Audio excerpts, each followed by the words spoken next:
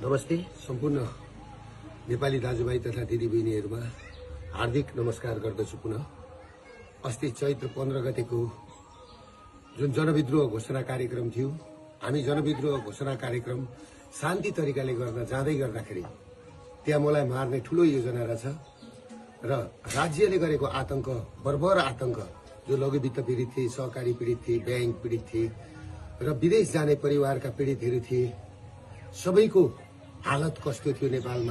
नेपालमा राज संस्था गएर हिन्दू राज्य गएपछि नेपालीहरूको हालत के भयो, त्यही आवाजलाई हामीले उठाएर बुलन्द गर्दै हामीले अघि बढाइसकेपछि अब हामीले लडाई जित्छौं, नेपाली नागरिकले लडाई जित्छ, जनविद्रोह सफल हुन्छ भनेर चैत 15 गते बिहानैदेखि विभिन्न वेशभूषामा युवा संघका केही व्यक्तिहरू र पुलिस प्रशासनका केही व्यक्तिहरू सिभिल ड्रेसमा हात हतियार सहित गएर अर्काको घरमा चढेर बिहानैदेखि घर कब्जा गरेर जुन घटना पुलिस प्रशासनले घटायो र हामी कार्यक्रम स्थल 1:30 बजे पुग्दै गर्दाखेरि कार्यक्रम स्थल पुग्नुभन्दा 15 मिनेट अगाडि नै हामी जहाँ स्टेज बनायौं, हामीले त्यत्रो खर्च गरेर शान्तिपूर्ण प्रदर्शन गर्ने भनेर हाम्रा पाहुनाहरू हामीलाई स्टेजै पुग्न नदिकिन बाटैबाट गोली हानेर चाहिँ नि लखेट्न थालेपछि, टियर ग्यास हान्न थालेपछि त्यस पछाडि हामी अघि बढ्नु पर्यो।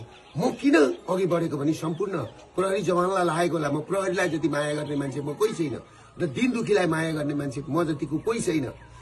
प्रहरीलाई लाग्यो होला दुर्गा प्रसादले पेलो भनेर, तर मैले त्यहाँ पुग्दाखेरि के सुरागी पाएँ भन्दाखेरि त्यहाँ माथि छतमा साफ सुथरहरू बसेर मलाई टार्गेट बनाएको भन्ने मैले बुझिसकेको थिएँ। र अर्को कुरो के थियो भन्दाखेरि मेरो कानको छेउबाट गोली गयो। तिनकुनेमा पुग्दाखेरि, मेन ठाउँमा पुग्दाखेरि, स्टेजको छेउमा पुग्दा र म त्यस पछाडि मैले कुरो बुझिसकेपछि मेरो कानको छेउबाट गोली पनि गयो।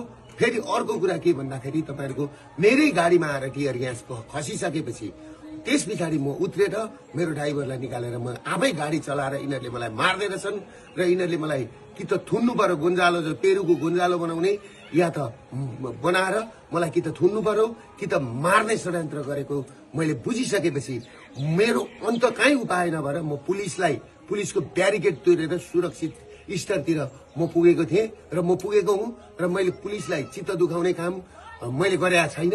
आम सर्वसाधारणलाई म के भन्छु भने तपाईहरुले देख्नु भएको छ राज्य आतंक कसरी अघि बढिरहेछ। किनभने माओवादीको उसमा चाहिँ 3000 जति मान्छे आए अनि मान्छे आएनन् भनेर हाम्रा मान्छे बढी हुन्छन्। काठमाडौँमा हाम्रो त्यो दिन मान्छे 5 लाख मान्छे उत्रिदै थिए। हाम्रो पलङ्कीको मास आउन दिएन, हाम्रो गौशालाको मास आउन दिएन, हाम्रो बसपाको मास आउन दिएन। सबै जुलुसलाई बाटोमै रोकेर सुरुमै कार्यक्रम स्थल हामी पुग्नुभन्दा 15 मिनेट अगाडिदेखि नै रणभूमि जस्तो बनाएको थियो।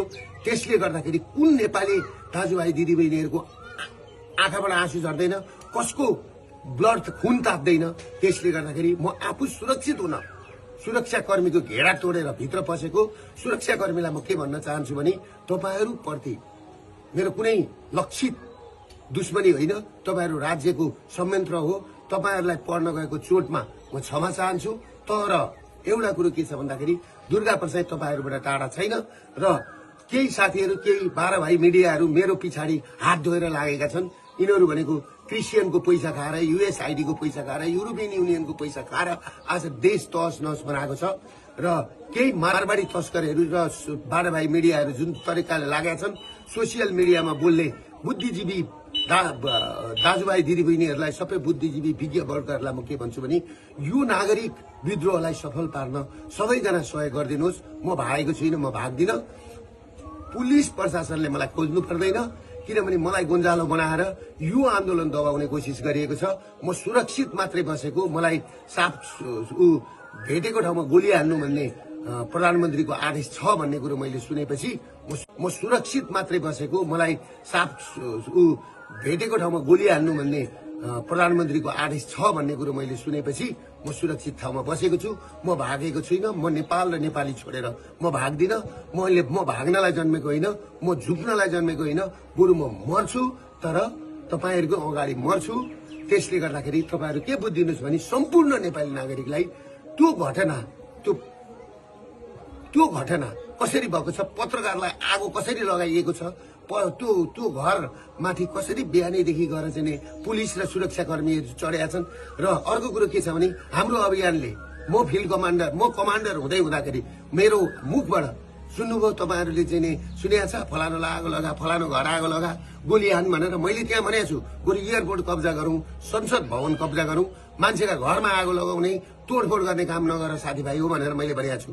तर जुन घटना भएको छ त्यो घटनाप्रति म दुःख व्यक्त गर्दछु र जुन मान्छेहरू जुन 5 जना मरेको खबर आएको छ अहिले 2 जना मात्रै देखाएको छ। एकजना पत्रकार भाइप्रति हार्दिक श्रद्धाञ्जली व्यक्त गर्न चाहन्छु र अर्को हाम्रो महर्जन भाइप्रति हार्दिक श्रद्धाञ्जली व्यक्त गर्न चाहन्छु र अरु 5 जनाको पनि तुरुन्त यिनीहरूले चाहिँ नि सार्वजनिक गरून् त्यो भन्दै म सम्पूर्ण नेपाली दाजुभाइबाट म टाढा छैन। म काठमाडौँमै छु। तपाईहरु पिर नगर्नुहोस्। म काठमाडौँमै कुनै एउटा मन्दिरमा बसेको छु। म सुरक्षित छु।